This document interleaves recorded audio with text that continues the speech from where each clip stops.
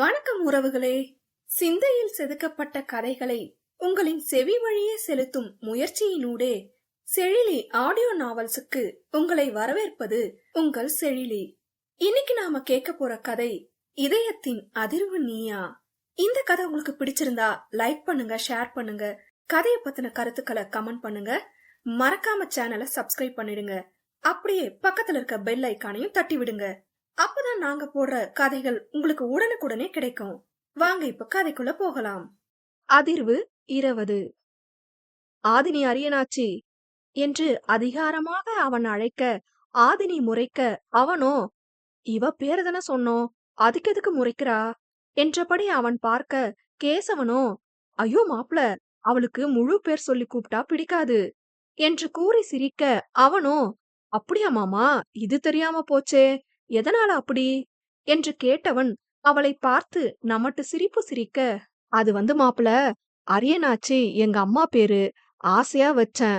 ஆனா ஆதினின்னு மாடனா வச்சுட்டு கூட அரியனாச்சின்னு கிராமத்து பேரா இருக்கேன்னு அவ ஸ்கூல்ல இருந்து காலேஜ் ஃப்ரெண்ட்ஸ் வரைக்கும் எல்லாரும் கிண்டல் பண்ணுவாங்க, அதனாலதான் என்றிட, அவனோ ஓ சரிங்க மாமா என்றவன், அரியனாச்சி கொஞ்சம் தண்ணி கொண்டு வரையா என்றிட, அவளோ கேசவனை முறைக்க, பிறகு தூயவனோ ஐயோ சாரி, இப்ப மாமா கிட்ட அத பத்தி பேசிட்டு இருந்தனால அப்படி தெரியாம கூப்பிட்டுட்டேன், சாரி அரியனாச்சி, சாரி அகைநாதினி என்று பாவமாக கூற, அவளோ கொய்யால வேணும்னே வெறுப்பேத்துறல நீ, இருடா கவனிச்சுக்கிறேன் என்று முறைத்தவள் தண்ணீர் எடுத்து வர சென்றாள். அவனுக்கோ அவளை கடுப்பேத்தியதில் ஏக மகிழ்ச்சி. அவன் முன் தண்ணீரை நீட்டியவள் இந்தா என்க, கேசவன் அவளை அதிர்ந்து பார்க்க, சட்டென இந்தாங்க தண்ணி என்றாள். தண்ணீரை வாங்கி குடித்தவன் இது நல்லா இருக்கே என்று அவள் மரியாதையாக கூறியதை கூற, கேசவனோ தண்ணி நல்லா இருக்குன்னு சொல்றீங்க என்க, ஆதினியோ ஐயோ அவன் என்ன கலாய்க்கிறான்பா, நீங்க வேற அது புரியாம என்று நொந்தாள்.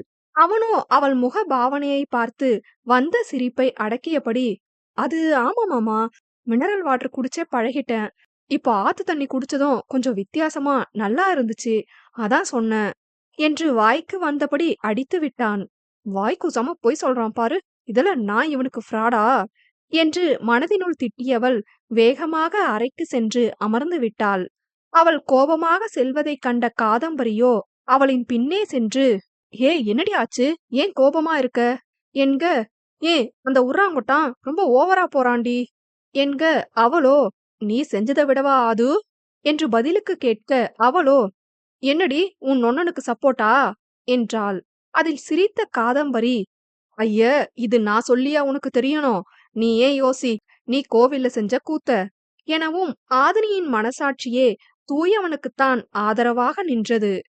நியாயப்படி பார்த்தா அவர் இன்னும் அதிகமா உன்னை வச்சு செஞ்சிருக்கணும் என காதம்பரி கூற, நாளைக்கு வரைக்கும் அவன் கூட தான் நான் இங்க இருக்கணும், என்ன சும்மா விடுவான்னு நினைக்கிற என்று சலிப்பாக ஆதினி கேட்க, அதெல்லாம் நீ அண்ணனை வச்சு செய்யறதுக்கு முன்னாடி யோசிச்சிருக்கணும் பேபி என்று கூறி சிரிக்க, கரெக்டா சொன்ன காது என்றபடி அறைக்குள் நுழைந்தான் தூயவன்.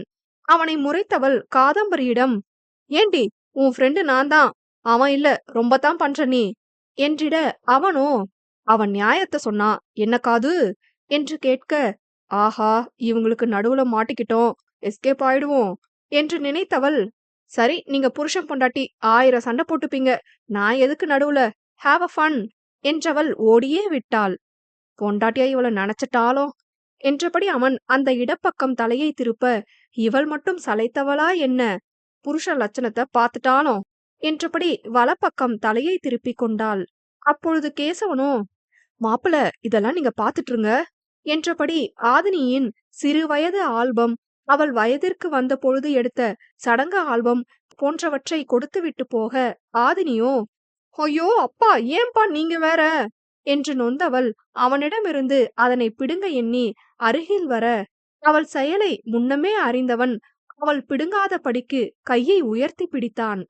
ஏ சொன்னா கேளு, அதை கொடுத்துரு என்றவள் கோபமாக கேட்க, அவனோ முடியாது, உங்க அப்பா நான் பார்க்கணும்னு தானே கொடுத்துட்டு போயிருக்காரு, நான் பாப்பேன், சொன்ன கேளு, நீ அதை பார்க்க கூடாது, கொடுடா என்கிட்ட என்றபடி பிடுங்க எண்ணி நெருங்கி வந்தவள் நிலை தடுமாறி அவன் மீதே விழ, இருவரின் விழிகளும் ஒன்றோடொன்று மோதிக்கொள்ள இருவரின் இதயமும் அதிர்ந்தது.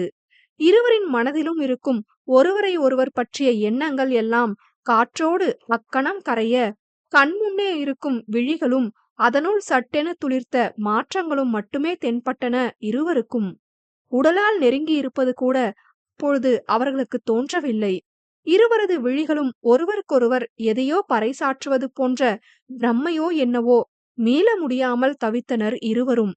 இந்த கண்ணு தப்பு பண்ணிருக்கும்னு உனக்கு தோணுதா என்று தூயவனின் மனசாட்சி கேள்வி கேட்க, சட்டென அவள் செய்ததெல்லாம் நினைவிற்கு வர, முதலில் மோன நிலையிலிருந்து சுதாரித்தது தூயவன்தான்.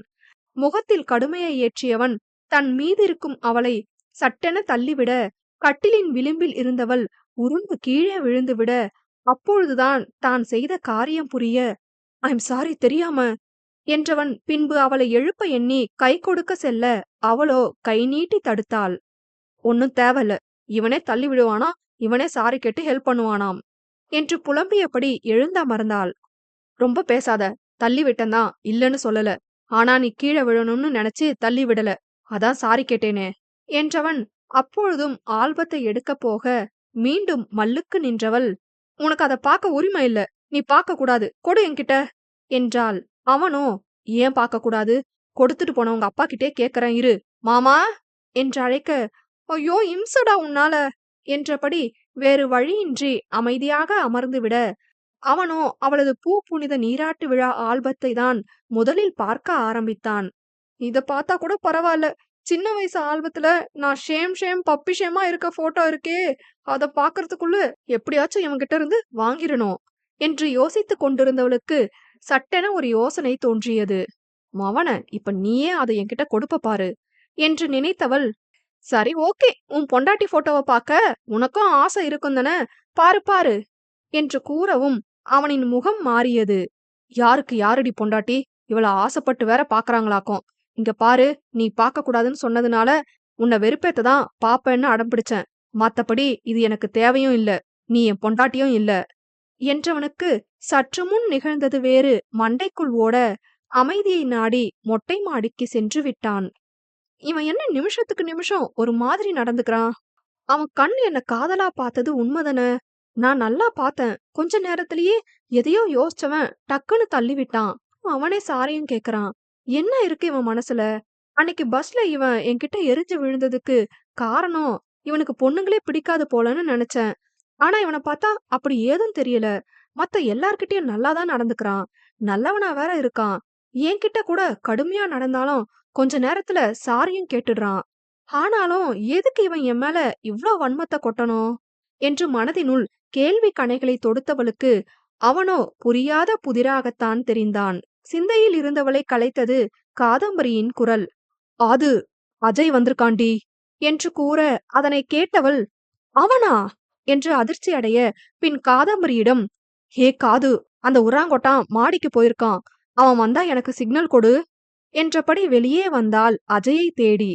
மாடியில் நின்று கொண்டிருந்தவனின் கண்களில் ஆதினியும் அஜயும் பேசுவது தெரிய, யார் இவன், ரெண்டு பேரும் என்ன பேசுறாங்க?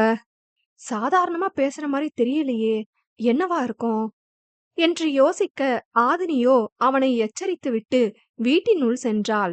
அதனை கண்ட தூயவனோ கீழே செல்ல, காதம்பரியிடம் வந்தவள் ஏதோ புலம்பிக் கொண்டிருந்தாள். கீழே வந்தவன், யாரது இப்போ வந்தாங்களே என்று கேட்க, காதம்பரியோ, அது ஆதினியோட ஸ்கூல் ஃப்ரெண்ட் அஜய் என்றாள். அஜயா என்று யோசித்தவன் அதற்கு மேல் எதுவும் கேட்காமல் விட்டுவிட்டான். அன்றும் சரி, அதற்கு மறுநாளும் சரி, அவன் பெரிதாக அவளிடம் வம்பு செய்யவில்லை.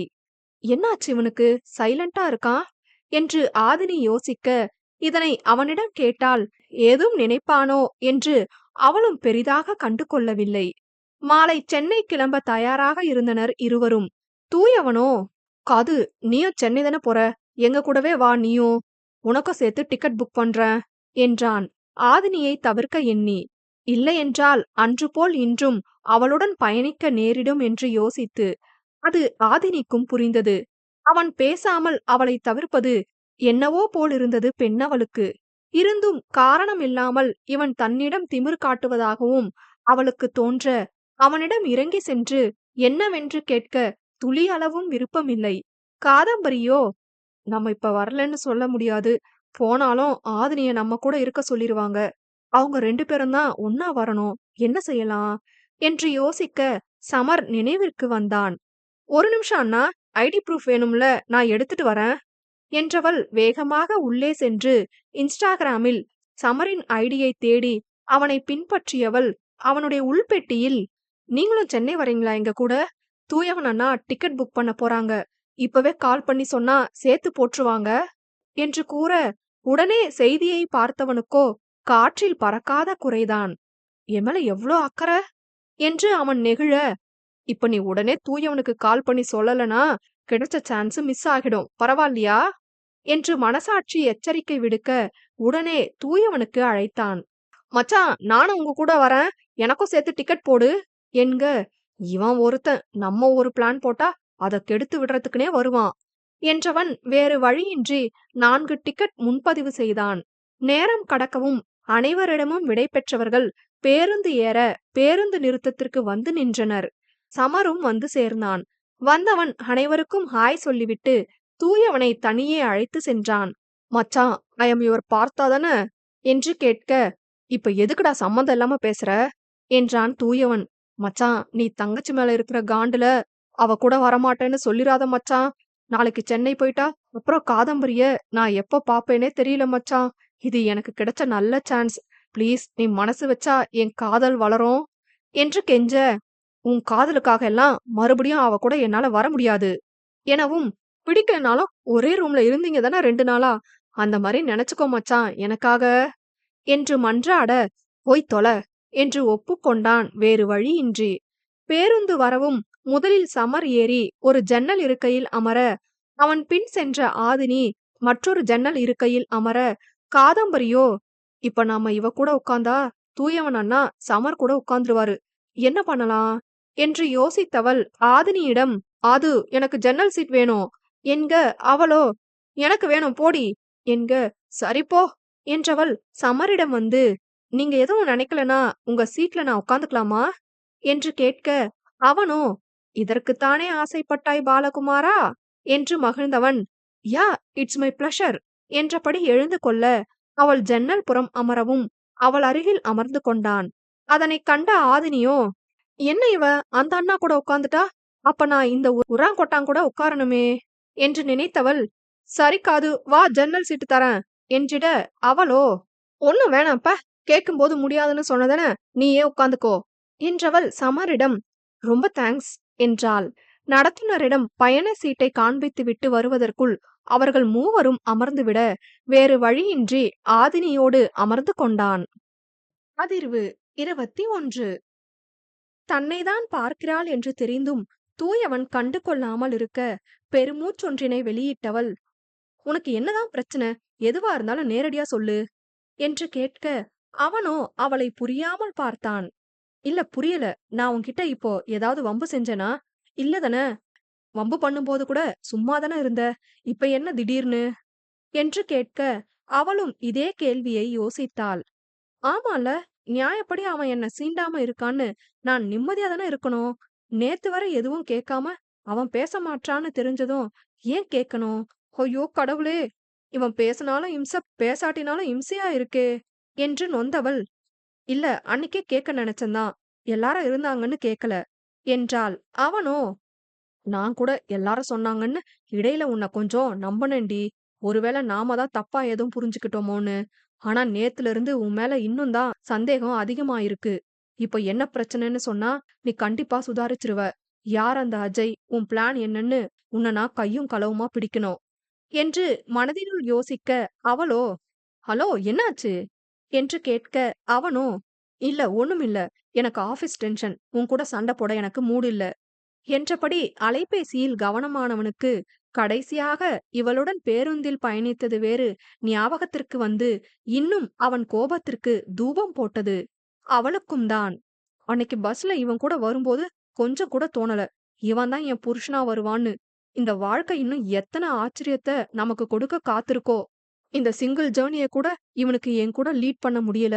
எங்க வாழ்க்கையை எப்படி லீட் பண்ண போறோமோ என்று விதியை நினைத்து நொந்தவள் அதற்கு மேல் எதுவும் பேசிக் கொள்ளவில்லை.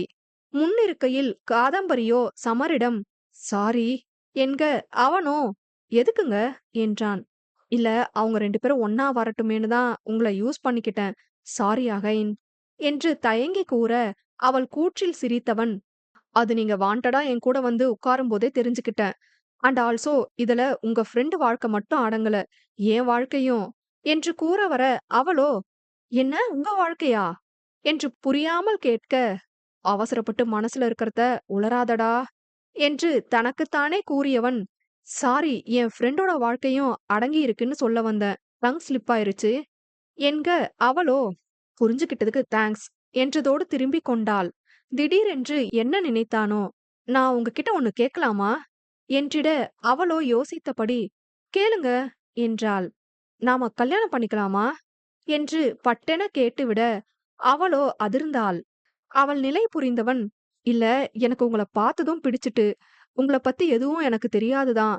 எல்லாம் தெரிஞ்ச அப்புறம் சரி வருமா என்ன ஏதுன்னு யோசிச்சு அப்புறம் லவ் சொல்ற டைப் நான் இல்ல. சொல்லப்போனா இது லவ் தானா என்னன்னு கூட எனக்கு தெரியலதான். ஆனா உங்க கூட வாழ்ந்தா நல்லா இருக்கும்னு அந்த செகண்ட் தோணுச்சு. உங்க முடிவை நான் உடனே சொல்லுங்கன்னு சொல்ல மாட்டேன். இதுக்கு மேல உங்க முடிவு என்னன்னு நீங்களா சொல்லாம நான் கேள்வியும் கேட்க மாட்டேன். உங்களுக்கும் என்ன கல்யாணம் பண்ணிக்கணும்னு தோணும் போது சொல்லுங்க. சாரி, தோணுனா சொல்லுங்க. அப்படியே இல்லனா இதுல யோசிக்க எதுவும் இல்லன்னு இப்பவே நோ சொன்னா கூட எனக்கு ஓகே தான். டார்ச்சர் எல்லாம் பண்ண மாட்டேன் என்று நின்று நிதானமாக அவள் கண்களை பார்த்து பேசியவன், பிறகு தனக்கும் இதற்கும் எந்த சம்பந்தமும் இல்லை என்றபடி அலைபேசியில் கவனம் பதித்தான். காதம்பரிதான் இவ்வளவு நேரம் அவன் பேசியதெல்லாம் உண்மைதானா, இல்லை நாம் தான் ஏதும் கனவு கண்டோமா என்றபடி புரியாமல் விழிக்க, அவள் முகத்தை பார்த்து புரிந்து கொண்டவன், நான் பேசுனது எல்லாம் உண்மைதான், ரொம்ப போட்டு குழப்பிக்காதீங்க என்க, அவளோ மென்னகை புரிந்தபடி திரும்பிக் கொண்டாள். திருமணம், காதல் என்றெல்லாம் அவள் இதுவரை யாரை பற்றியும் யோசித்ததில்லை. அவன் சட்டென அவன் விருப்பத்தை கூறவும் என்ன எதிர்வினை ஆற்றுவது என்று தெரியாமல் தவித்தாலும், அவன் நேர்மையாக அவனுடைய உணர்வுகளை தன்னிடம் வெளிப்படுத்திய விதம் அவளுக்கு பிடித்ததென்னவோ உண்மைதான். தான் எதுவும் கூறாமலே சிலவற்றை புரிந்து கொள்கிறான். இவனுக்கு இப்போதைக்கு காரணங்கள் கூற அவசியம் இல்லை என்று தோன்றியதோ என்னவோ சிரிப்போடு நிறுத்திக் கொண்டாள். சென்னை பயணத்தின் போது வாழ்க்கை பயணத்திற்காகவும் விண்ணப்பித்து விட்டான் சமர். அவனுக்கு பயணச்சீட்டு கிடைக்க பெறுமா அல்ல நிராகரிக்கப்படுமா, காதம்பரிக்கே வெளிச்சம்.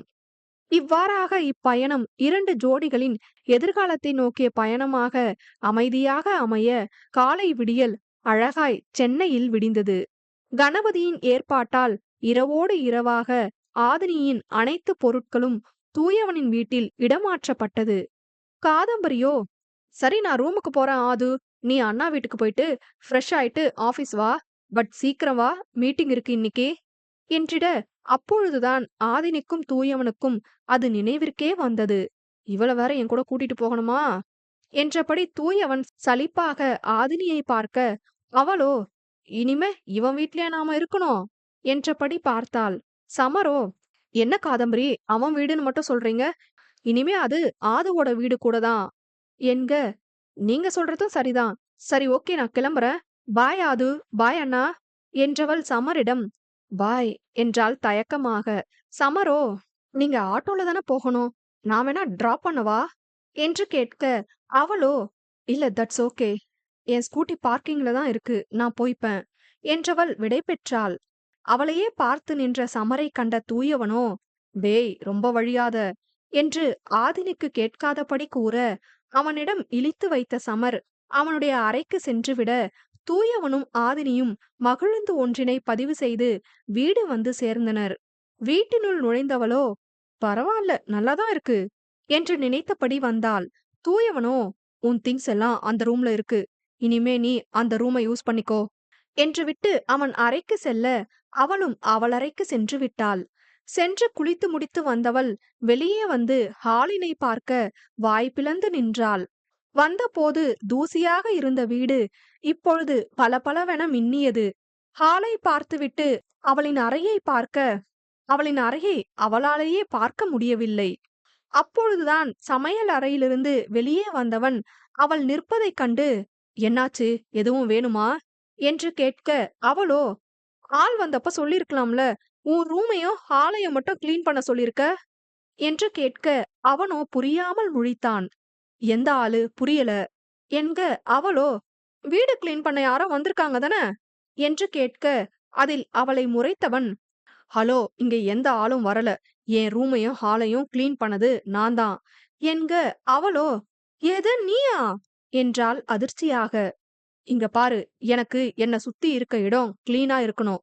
நீயும் இனிமே ஃபாலோ பண்ணிக்கோ என்றவன் அறைக்குள் செல்ல போக திரும்ப அவளிடம் வந்தவன், உனக்கும் சேர்த்துதான் சமைச்சிருக்கேன், பிடிச்சா சாப்பிடு, வேற சமைக்க போறனா சமைச்சிட்டு கிச்சனை கிளீன் பண்ணிரு. ஆமா, சமைக்க தெரியும் தானே என்று கேட்க அவளோ, தெரியாதுன்னு சொன்னா சொல்லிக் கொடுக்க போறியாக்கும் என்று வாய்க்குள்ளே கூறினாலும் அவனுக்கு நன்றாகவே கேட்டது. உனக்கு சொல்லிக் கொடுக்கற அளவுக்கெல்லாம் எனக்கு பொறுமை இல்ல. உனக்கும் சேர்த்து சமைக்கிறதுல எனக்கு ஒன்னும் கஷ்டம் இல்ல.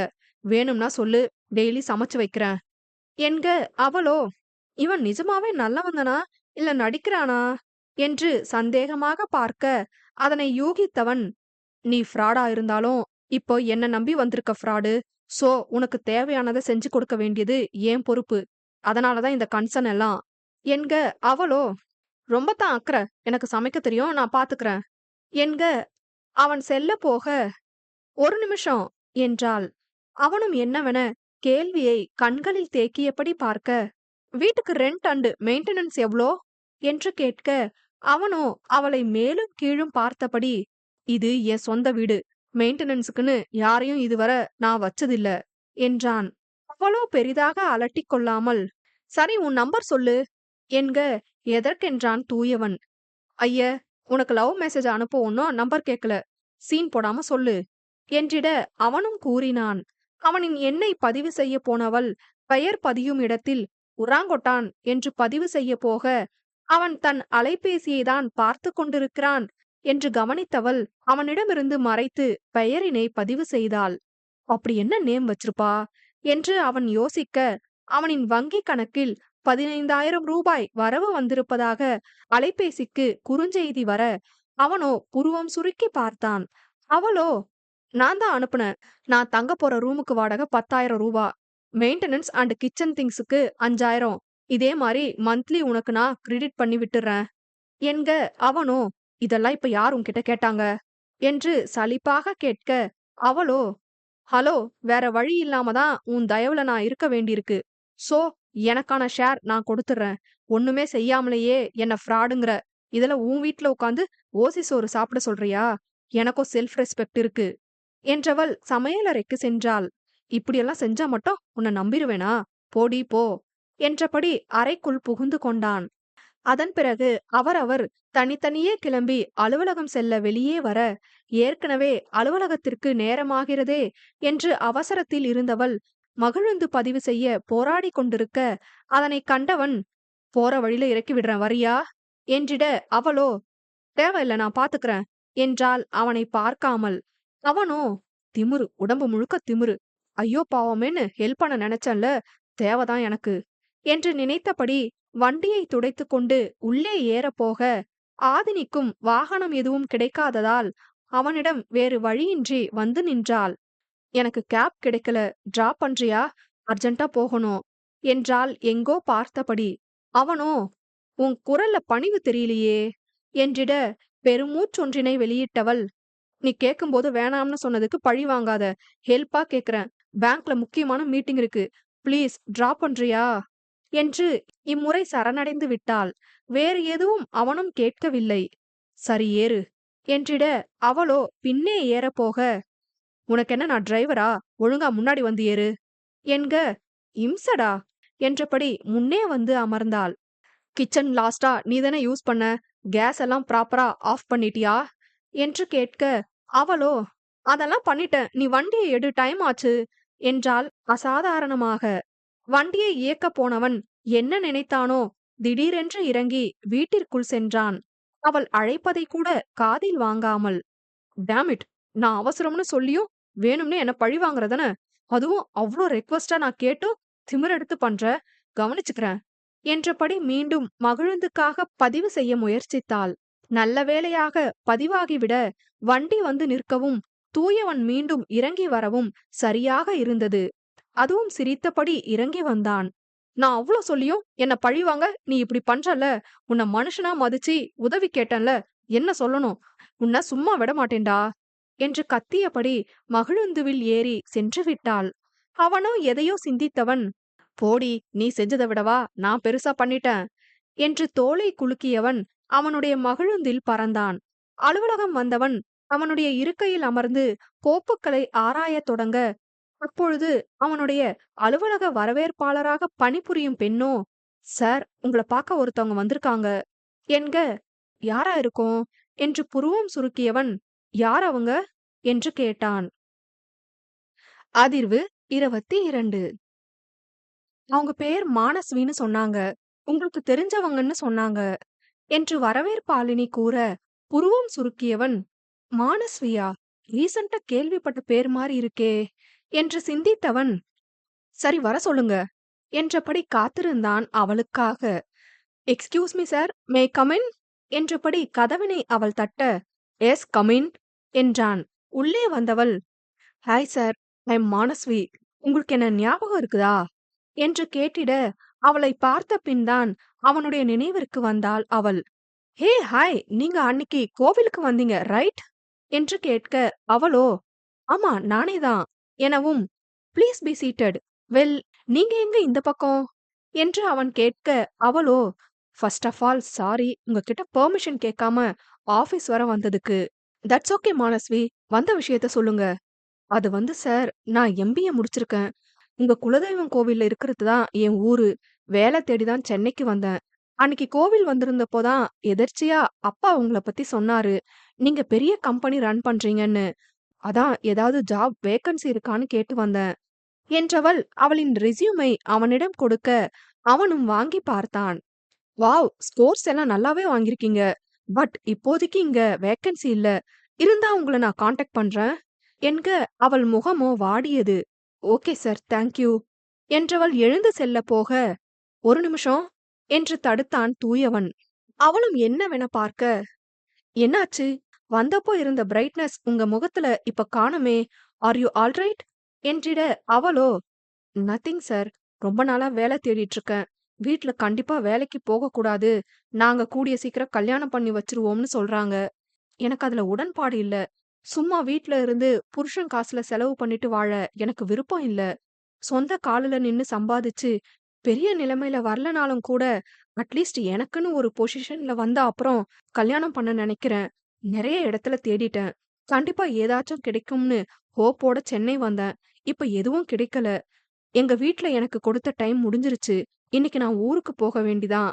அத நினைச்சுதான் டல்லானேன். மத்தபடி ஒண்ணும் இல்ல. நான் வரேன் சார் என்க. அவனுக்கோ அவளின் எண்ணம் பிடித்திருந்தது. அதுவும் அவனின் மானசீக காதலி மித்ராவின் காணொளி ஒன்றில், ஈக்குவாலிட்டினா என்னன்னு நினைக்கிறீங்க? பசங்க தம் அடிச்சாங்க, நாங்களும் அடிச்சோம். பசங்க தண்ணி அடிச்சாங்க, நாங்களும் தண்ணி அடிச்சோம். இதுக்கு பேரா ஈக்குவாலிட்டி? புருஷன, அப்பாவ, மகனன்னு அவங்கள மட்டும் சார்ந்திருக்காம நாம நம்ம சொந்த காலுல நிக்கணும். இதுதான் உண்மையான ஈக்குவாலிட்டி என்று பேசியிருப்பது நினைவிற்கு வர, என்ன நினைத்தானோ, மானஸ்வி ஒரு நிமிஷம் வேக்கன்சி இருக்கு என்றிட, அவளோ என்ன சார் என் கஷ்டத்தை சொன்னதோ பரிதாபப்பட்டு வேலை கொடுக்குறீங்களா? வேணா சார் என்றிட, மேலும் மேலும் அவளை நினைத்து பெருமிதப்பட்டான் தூயவன். அதெல்லாம் இல்ல மிஸ் மானஸ்வி, உங்க தைரியம், உங்க கொள்கை, உங்க தெளிவான சிந்தனை எல்லாம் நீங்க எனக்கு பிஏவா இருக்க தகுதியான ஆளுன்னு என் மனசு சொன்னுச்சு. நாளையில இருந்து நீங்க ஜாயின் பண்ணிக்கலாம். ஈவினிங்குள்ள உங்களுக்கு அப்பாயின்மெண்ட் ஆர்டர் வரும் என்றிட, அவளோ ரொம்ப தேங்க்ஸ் சார், இத நான் என்னைக்கும் மறக்க மாட்டேன் என்றவள் சென்று விட, மித்ராவை நினைத்ததும் அவளின் குரலை கேட்க வேண்டும் என்று தோன்றவும் பழைய காணொளி ஒன்றினை கேட்க ஆரம்பித்தான். அப்பொழுது சமர் அங்கு வர, ஆரம்பிச்சிட்டியா என்றபடி வந்தமர்ந்தான். தூயவனோ, அதான் நான் நிம்மதியா இருந்தாலே உனக்கு பொறுக்காதே என்றபடி காதொலிப்பானை கழட்டி வைத்துவிட்டு வேலையை தொடர, ஏன் மச்சான் உனக்கே இது தப்பா தோணலையா எனக் கேட்டான் சமர். ஏன் என்றபடி புருவம் இடுக்கினான் தூயவன். உனக்கு கல்யாணம் ஆயிடுச்சு, ஞாபகம் இருக்கா? இதுக்கு மேலேயும் நீ மித்ராவை நினைக்கிறது தப்பில்லையா என்று கேட்க, தூயவனிடம் பலத்த அமைதி. உன்னதாண்டா கேக்குறேன், பதில் சொல்லு என்க. என்ன செய்வான் தூயவன்? பாவம், அதே கேள்வியை அவனும் பலமுறை கேட்டுவிட்டான்.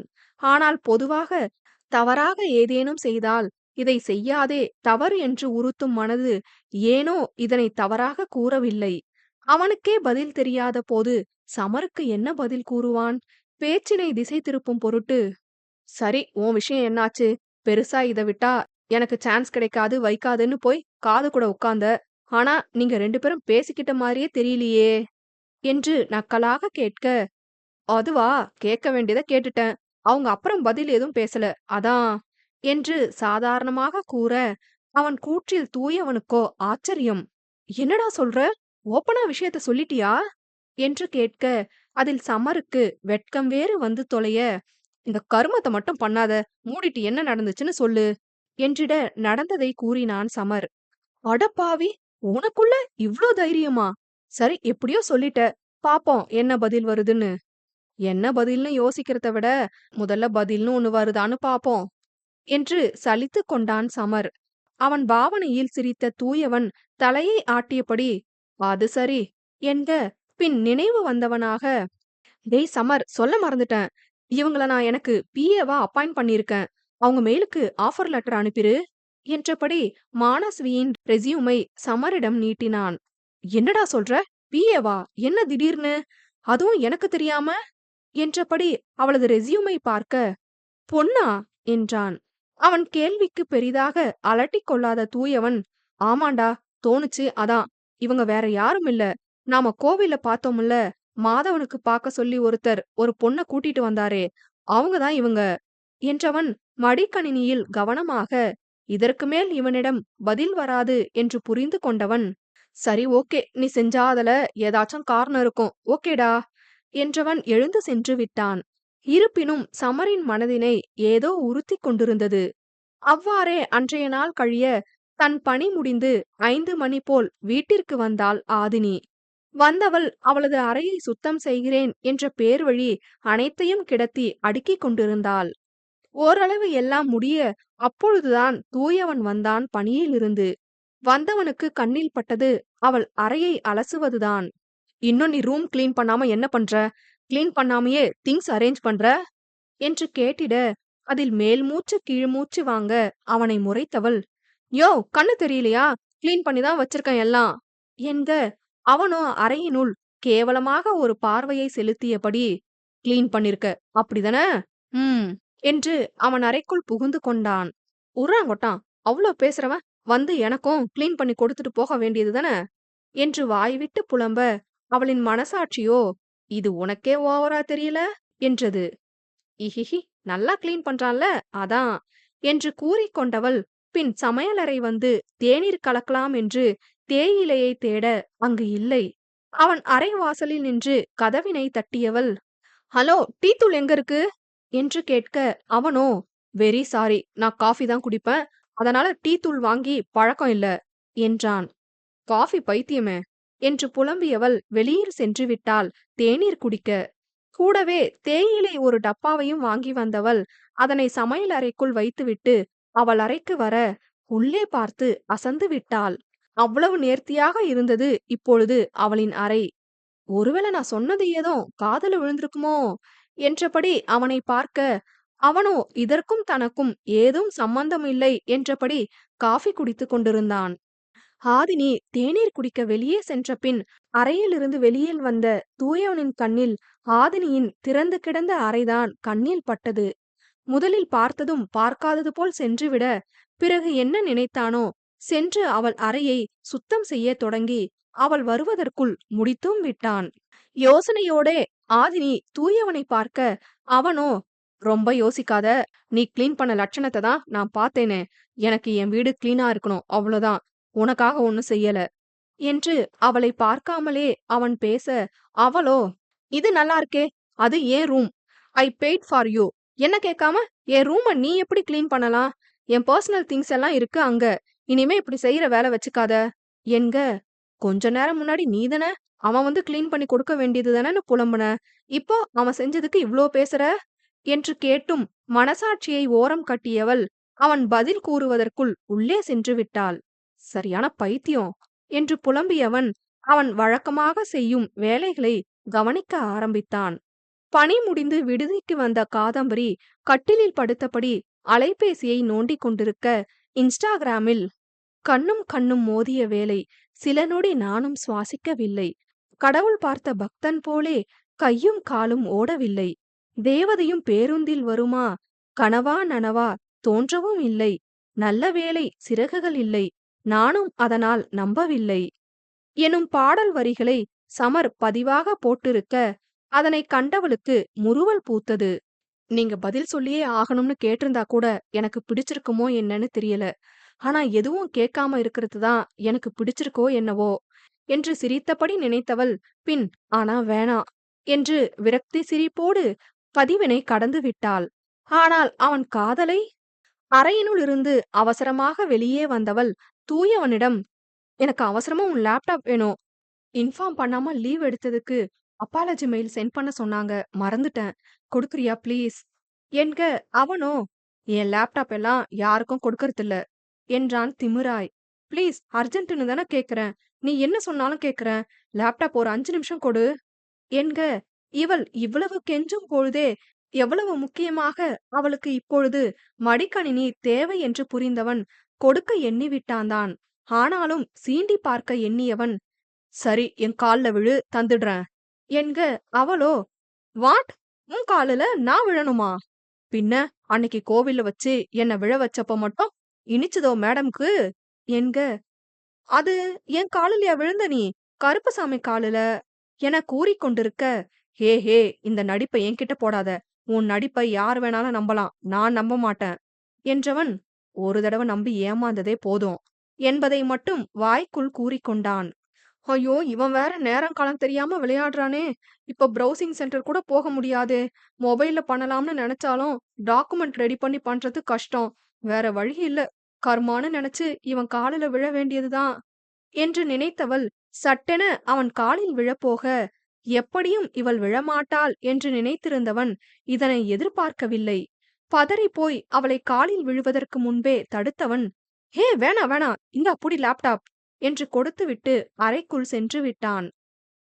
பதிவு 23.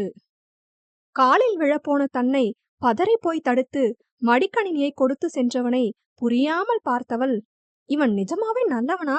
இன்னைக்கு காலையில நான் லேட்டா ஆபீஸ் போகணும்னு வேணும்னே லேட்டா வந்தான். இப்போ இவனே காலில விழுன்னு சொன்னான். அப்புறம் அவனே வேணாம்னு தடுத்துட்டு போயிட்டான். இவனை எந்த லிஸ்ட்ல சேர்க்கறதுனே தெரியலையே என்றபடி யோசித்தவள் பிறகு முதலில் செய்ய எண்ணிய அவசர வேலையை முடிப்போம் என்றெண்ணி செய்து முடித்தவள் அவனறை வாசலில் நின்று கதவினை தட்ட, அதுவோ திறந்துதான் இருந்தது. உள்ளே வந்தவள், இந்த உராங்கொட்டான் எங்க போனா என்றபடி தூயவனை தேட, அவனோ பால்கனியில் நின்று அலைபேசியில் மாதவனிடம் பேசிக் கொண்டிருந்தான். என்னடா என்ன பண்ற என்று கேட்டான் மாதவன். சும்மாதாண்டா, நீ என்ன பண்ற? நான் என்ன செய்வேன், இப்பதான் மாது கிட்ட பேசிட்டு வந்தேன். உன் காட்டுல மழைதான், இனி நீ நடத்து என்று நிஜமாகவே தன் தமையனுக்காக மனமகிழ்ந்து கூறினான். இவ்ளோ நாள் பயந்து பயந்து லவ் பண்ணோம், ஆனா இப்போ பயம் இல்லாம லவ் பண்றோம். எவ்ளோ சந்தோஷமா இருக்கு தெரியுமா? எல்லாத்துக்கும் ஆதினி தாண்டா காரணம் எனவும் தூயவனிடம் பலத்த அமைதி. டேய் தூயவா, லைன்ல இருக்கியா? இருக்கேன். ஏன்டா அவளை பத்தி பேசினாலே இப்படி ஆகிருற? அவ உன் பொண்டாட்டிடா. பிடிக்காத கல்யாணமாவே இருந்தாலும் அவ நம்ம வீட்ல யாரையுமே மனசு நோகுற மாதிரி பேசல. அதுலயே உனக்கு அவ குணம் தெரிய வேணாமா? டேய் அடங்குறியா? நானும் தான் அவ மேல உள்ள கோவத்தை அவங்க அப்பா அம்மா மேல காட்டாம நல்லபடியா நடந்துக்கிறேன். இத ஒரு காரணம்னு சொல்ற? முதல்ல ஒண்ணு புரிஞ்சுக்கோ, அவ யார் சொன்னாலும் நம்ம வீட்டு ஆளுங்க மேல கோபப்பட மாட்டா. ஏன்னா அவ பிளான் பண்ணி தான் வந்திருக்கா, திமிரு பிடிச்சவ. டேய், எனக்கு என்னமோ அவளுக்கு திமிரு இருக்கிற மாதிரி தெரியல. இப்படி என்ன அவ திமிர்த்தனம் பண்ணுனா சொல்லேன் கேப்போம். சொல்றேன் கேளு. இன்னைக்கு பெரிய இவ கணக்கா வீட்டுக்கு வாடகைய வாங்கிக்கன்னு 15,000 என் அக்கௌண்ட்ல போட்டுட்டா. யாருக்கு வேணும் அவ காசு என்று கூற, மாதவனோ, என்னடா சொல்ற, நிஜமாவா? ஆமா மாதவா, நானே நம்ம அப்பா அம்மாவுக்காகவும் அவ அப்பா அம்மாவுக்காகவும் தான் ஒரே வீட்ல இருக்க வச்சிருக்கேன். இதுல இவ எனக்கு வாடகை கொடுக்கறாளாம் வாடகை. இப்ப சொல்லு, அவளுக்கு திமிருதானே? அடச்சி, நான் அதுக்காக கேக்கல. ஏன் தூயவா, உன் கூட ஓசில இருக்கிறதையே விரும்பாம வாடகை கொடுத்தவ நீ பணக்காரன்னு பிளான் போட்டு உன்னை ஏமாத்திருப்பான்னு நினைக்கிறியா எனவும் தூயவன் சிந்தித்தான். மேலும் தொடர்ந்த மாதவனோ, டேய், நீ ரொம்ப புத்திசாலி. நீ செய்யற ஒவ்வொரு விஷயத்திலயும் காரணம் இருக்கும். நான் உனக்கு அட்வைஸ் பண்ணணும்னு அவசியமே இல்ல. ஆதினி மேல அன்னைக்கு நீ உருவாக்கின அந்த ஒரு எண்ணம் தான் உன்னை தெளிவா சிந்திக்க விடாம தடுக்குதுன்னு எனக்கு தோணுது. இப்படி மறைமுகமா வன்மத்தை அவ மேல வளர்க்கறதுக்கு பதில் அவகிட்ட நேரடியாவே கேட்டு ஒரு முடிவுக்கு வரலாம். சொல்றத சொல்லிட்ட, அப்புறம் உன் இஷ்டம். என இவ்வளவு நேரம் மாதவன் பேசியதெல்லாம் தூயவனின் காதில் விழுந்ததா என்று தெரியவில்லை. சிந்தனையிலிருந்து மீண்டவனின் உதட்டில் இலக்கார புன்னகை தோன்ற, டேய் மாதவா, உனக்கு ஒரு விஷயம் தெரியுமா? நாம ஒருத்தவங்களுக்கு ஒரு ஸ்கெட்ச் போட்டோம்னு வெய்யி, அது நிறைவேறணும்னா முதல்ல அவங்கள நாம நம்ப வைக்கணும். அவங்க நம்புறதுக்கு என்ன செய்யணும்னா, எந்த விஷயத்த நினைச்சு ஸ்கெட்ச் போடுறோமோ அத அவங்களுக்கு நாம அள்ளி கொடுக்கணும். ஃபார் எக்ஸாம்பிள், ஆன்லைன்ல பிசினஸ் பண்ணலாம் வாங்கன்னு கூப்பிடுறவங்க எல்லாம் என்ன செய்றாங்க? அவங்க மோட்டிவ் பணத்த அடிக்கிறது தான். ஆனா நாம அது உண்மையான பிசினஸ் தான்னு நம்புறதுக்கு ஒரு சின்ன தொகைய நமக்கு அவங்க கொடுப்பாங்க லாபம்னு சொல்லி. அப்போதான் நமக்கு நம்பிக்கை வந்து இன்னும் பெருசா இன்வெஸ்ட் பண்ணுவோம். ஆனா கடைசியில என்ன ஆகும்? மொத்தமா நாமம் தான். இதே டெக்னிக் தான் அவளும் யூஸ் பண்றா.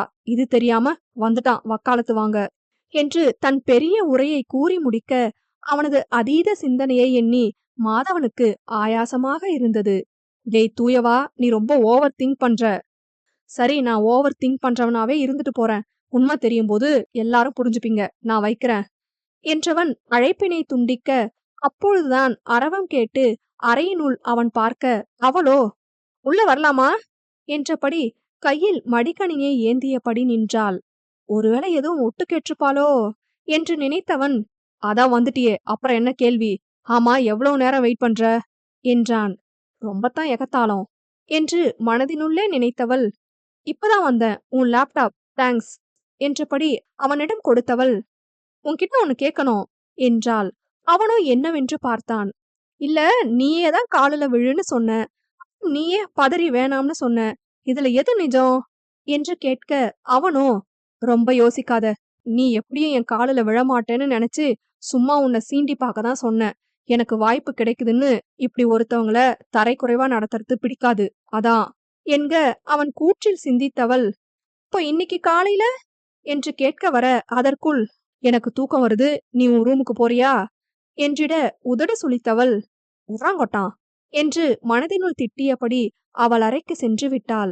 மெத்தையில் படுத்தவளுக்கு உறக்கமே இல்லை. தூயவனை பற்றிய நினைவுதான். ஒரு பொறுமை கிடையாது. சக மனுஷி மேல நம்பிக்கை கிடையாது. எதையும் வெளிப்படையா பேசுறது கிடையாது.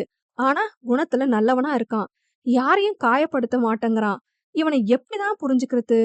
முதல்ல யாரையும் மதிக்க தெரியாதவன்னு நினைச்சு கோபமாச்சு இருந்துச்சு. ஆனா இந்த பாட்டி சொன்ன விஷயத்தையெல்லாம் கேட்டு இவன் மேல ஒரு சாஃப்ட் கார்னர் வேற வந்துட்டு, போற போக்க பார்த்தா அவனை எனக்கு பிடிச்சிரும் போலயே. ஐயோ, மண்டை காயுது. இப்ப இவன்கிட்ட நான் சண்டை போடணுமா இல்ல அன்பா நடந்துக்கணுமா? இப்படி நான் அன்பா நடந்துக்கிட்டாலும் அவன் என்கிட்ட அன்பா நடக்கணுமே. எதனால என்கிட்ட மட்டும் இப்படி மூஞ்சிய காட்டுறான்னு கேட்டும் பார்த்தாச்சு, பதில் வரல. என் மேல ஒரு நல்ல எண்ணம் வரணும் இவனுக்கு. அப்பதான் மனசு திறந்து பேசுவான் போல என்று நினைத்து கொண்டிருக்க, தூயவன் அறையிலிருந்து அம்மா என்ற சத்தம் வர பதறி அடித்து அவனின் அறைக்குள் ஓடினாள். நல்ல வேளை அவனின் அறைக்கதவு பூட்டப்படாமல் இருக்க, கதவினை திறந்து உள்ளே சென்றவள் கழிப்பறை வாசலில் விழுந்து கிடப்பவனை பார்த்து பதறிவிட்டாள். ஆம், வழுக்கி விழுந்து விட்டான் தூயவன். ஹே, என்னாச்சு என்றபடி அருகே சென்றவள் அவன் எழுவதற்கு முயற்சி செய்ய, பலனோ பூஜ்யம்தான். ஆம், அடி சற்று பலம் போல. அவனால் கையை கூட ஊன்ற முடியவில்லை. வலியில் முணங்கிக் கொண்டிருந்தான் தூயவன். லூசா நீ, பார்த்து வந்திருக்க கூடாதா என்றவளின் கண்கள் கலங்கியிருக்க, செய்வதறியாமல் தவித்தவள் உடனே ஆம்புலன்ஸ் வர ஏற்பாடு செய்தாள். எண்ணி 20 நிமிடத்தில் தூயவன் மருத்துவமனையில் அனுமதிக்கப்பட்டான். மருத்துவர் பரிசோதிக்கும் வரை வெளியே பதற்றமாக நின்று கொண்டிருந்தாள் ஆதினி. பிறகு மருத்துவர் வந்து, நீங்க அவருக்கு என்ன வேணும் என்று கேட்க, சற்றும் யோசிக்காமல், அவர் என் ஹஸ்பண்ட், என்னாச்சு அவருக்கு என்றாள் அவசரமாக. ஓ, அவர் ஒய்ஃபா நீங்க? நல்லது. கொஞ்சம் அடி பலம்தான். வலது கையில சின்ன பிராக்சர். ரொம்ப பெருசு இல்லதான். இருந்தாலும் கவனமா இருக்கணும். கட்டு போட்டு விட்டுருக்கேன். 5 நாளைக்கு அந்த கைய அசைக்கவே கூடாது. அப்படி அசைச்சா அந்த இடம் ஜாயின் ஆகாமையே கூட போகலாம். மத்த இடத்துல சின்ன சின்ன சுளுக்கு தான். அது 2 நாள்ல சரியாகிடும். ஆனா கை சரியாக மினிமம் 1 வீக்காச்சும் ஆகும். ஜென்டில் கேர் வேணும் அவருக்கு. கவனிச்சுக்கோங்க என்றபடி சென்று விட, நல்ல வேளை பெருசா எதுவும் இல்ல என்று பெருமூச்சு விட்டவள் அவன் அனுமதிக்கப்பட்டிருந்த அறைக்குள் சென்றாள். வலி நிவாரணியின் உதவியால் சற்று கண் அசந்திருந்தவன் அவளின் அரவம் கேட்டு விழித்திட, அவளோ ஹே ரிலாக்ஸ், நீ தூங்கு என்றிட, அவனோ டாக்டர் என்ன சொன்னாங்க என்றான். அவர் கூறியவற்றை அவனிடம் கூற, அவனோ என்னது, ஒரு வாரமா என்று அதிர்ந்து எழும்ப, கையில் வலி எடுத்ததில் அவன் முகம் சுருங்கியது. கைய அசைக்காதன்னு இப்பதானே சொன்ன, சரியாகணுமா வேணாமா உனக்கு என்று அவள் கடிந்து கொள்ள, அவனுக்கோ இன்னும் ஒரு வாரம் எப்படி செல்ல போகிறது என்ற கவலையே அதிகமாக இருந்தது. சரி, வீட்ல யாருக்கும் சொல்லாத, பதறுவாங்க என்று கூற, பாவமாக முகத்தை வைத்தவள் ஏற்கனவே சொல்லிட்டேன் என்றாள். ஐயோ போச்சு, நாளைக்கு எல்லாரும் வந்து நிக்க போறாங்க என்று புலம்பவும் கணபதியிடமிருந்து அழைப்பு வரவும் சரியாக இருந்தது. வீட்ல இருந்துதானே என்று தூயவன் கணித்து கேட்க, அவளும் ஆமாமென தலையசைக்க பெருமூச்சு விட்டவன் என்கிட்ட கொடு, நான் பேசுறேன் என்றவன் அழைப்பை ஏற்று பேச ஆரம்பித்தான். ஹலோ அப்பா, டேய் தூயவா, கீழே விழுந்துட்டேன்னு ஆதினி சொன்னா, இப்போ இப்போ உனக்கு எப்படி இருக்கு என்று கணபதி தொடங்கி இந்திரா, மீனாட்சி அம்மாள், மாதவன் என்று அனைவரும் கேட்ட கேள்வியையே கேட்க, மொபைல ஸ்பீக்கர்ல போடுங்க என்றிட அவ்வாறே செய்யப்பட்டது. இங்க பாருங்க எல்லாரும், எனக்கு ஒண்ணுமில்ல, நான் நல்லா இருக்கேன். கையில சின்னதா காயம், அதுவும் ஒரு வாரத்துல சரியாகிடும்னு சொல்லிருக்காங்க. யாரும் என்ன நினைச்சு பதறவும் வேணாம், பயப்படவும் வேணாம் என்றிட அதில் அவர்களின் பதற்றம் சற்று மட்டுப்பட்டது. இந்திராவோ நாங்க எல்லாரும் நாளைக்கு வரோம், அங்க உனக்கு கொஞ்சம் ஹெல்ப்பா இருக்கும்ல என்று கேட்க, மா அதெல்லாம் எதுவும் வேணாம்னு தான் இப்போ பேசிட்டு இருக்கேன். எல்லாரும் இங்க வந்துட்டா அங்க வேலை எப்படி நடக்கும் என்றிட, அதற்குள் பாட்டியோ எதையோ சிந்தித்து விட்டு, ஆமா எல்லாரும் போக வேணாம், நாளைக்கு நான் மட்டும் மாதவன் கூட போறேன் சென்னைக்கு என்க, தூயவனோ ஏதோ கூற வர அதற்குள் தடுத்த பாட்டியோ, இதான் என் முடிவு, நாளைக்கு சந்திப்போம், பாய் என்று அழைப்பை துண்டித்து விட்டார். தூயவனுக்கோ எங்கு சென்று முட்டிக்கொள்ளலாம் என்று இருந்தது. அங்கு கணபதியோ, ஏமா நாங்க வர வேணாம்னு சொல்றீங்க? அடே மகனே, அவங்க 2 பேரும் ஒரு இக்கட்டுல கல்யாணம் செஞ்சவங்க. அவங்களுக்குள்ள மனரீதியா இன்னும் பரஸ்பர புரிதலோ அன்போ வந்திருக்காது. இப்போ அவனுக்கு அடிபட்டிருக்கு. இத சாக்கா வச்சு நான் ஆதினிய எல்லாம் செய்ய வைப்பேன். அதனால அவனுக்கும் அவன் மேல ஒரு அன்பு வர வாய்ப்பிருக்கு என்று தன் யோசனையை கூற, கணபதி மற்றும் இந்திராவுக்கும் அதுவே சரியென பட்டது. சரியா சொன்னீங்க அத்த என்றார் இந்திரா. மாதவனும், பாட்டி உனக்குள்ள இப்படி ஒரு ஐடியா மணியா, இப்ப தெரியுது என் தாத்தா ஏன் உன்னை சுத்தி சுத்தி வந்தாருன்னு என்றிட, அவரோ சி போடா என்றபடி சென்று விட்டார்.